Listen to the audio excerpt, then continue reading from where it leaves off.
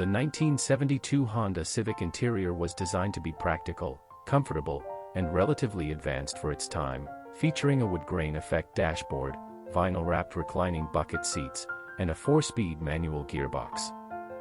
The two-box design maximized space, offering a functional T-shelf dashboard layout with integrated air vents, an ashtray, a glove box, and basic analog gauges.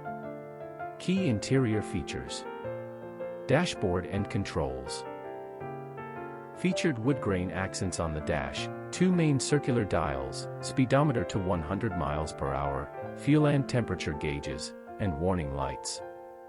Seating: reclining vinyl bucket seats with headrests were standard.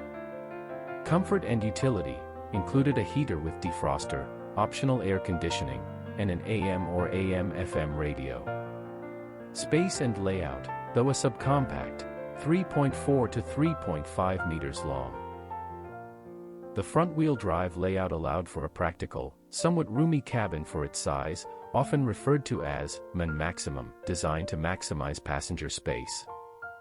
Materials: primarily high-quality vinyl and plastic for a durable, utilitarian feel.